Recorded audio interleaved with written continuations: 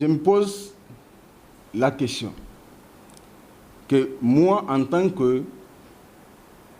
qu'ancien dirigeant des lycéens et collégiens de la communauté urbaine de Niamey, ancien secrétaire général des étudiants à l'université Abdou Moumouni de Niamey, ancien secrétaire général du comité directeur de l'ISN. Si moi je suis dangereux, j'aurais pu quand même exprimer et montrer mon dangerosité quand j'étais SG de la section lycée et collège, où j'ai dirigé tous les lycées et collèges d'une capitale. Si j'étais dangereux, cette dangerosité allait s'exprimer quand j'ai dirigé les étudiants nigériens à l'université Abdou Moumouni de Niamey, au-delà, quand j'ai dirigé les scolaires nigériens. Ceci étant, une telle extrapolation n'est que l'œuvre de quelques commis qui pensent se servir de l'appareil étatique pour régler des comptes aux opinions dissidentes. Heureusement, notre justice n'est pas tombée dans le piège. Ma conviction est que quand tu t'engages dans un combat, il faut d'abord t'assurer de la noblesse de la cause que tu prétends défendre et de ta capacité à supporter les conséquences du combat dans lequel tu vas t'engager. Maintenant, en parlant de la prison de haute sécurité de Côte-Calais, je me demande de quelle haute sécurité ou de quelle sécurité on parle si ce n'est une aberration. De la sécurité de qui?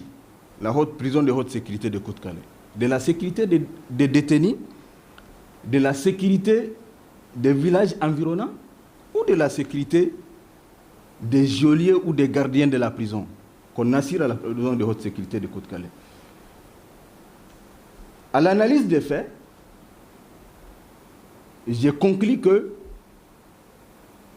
peut-être c'est la sécurité des environnants qu'on assurait ou la sécurité des gardes qui assurent la sécurité selon eux, mais pas la sécurité des prisonniers. Je me demande en quoi empêcher à un humain d'accéder aux vivres est-il une nécessité liée à une incarcération si ce n'est une politique d'extermination à l'image des camps de concentration hitlériens. Cette situation de privation de vivre a eu pour conséquence la mort de plusieurs dizaines de personnes entre novembre 2020 à juin 2021 et mérite une enquête indépendante pour faire la lumière sur cette question. Je me demande en quoi empêcher à un humain d'accéder aux vivres est-il une nécessité liée à une incarcération si ce n'est une politique d'extermination à l'image des camps de concentration hitlériens.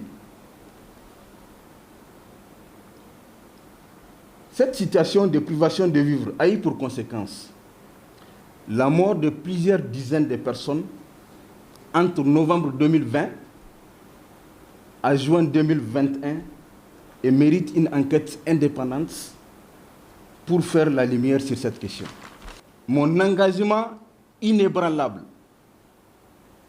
et ma conviction pour me battre sans faille et sans relâche pour la défense de la souveraineté nationale, pour la défense des lois et règlements de la République, des droits humains, la justice et de l'État de droit. Je reste le même après 1 an d'emprisonnement et j'imagine que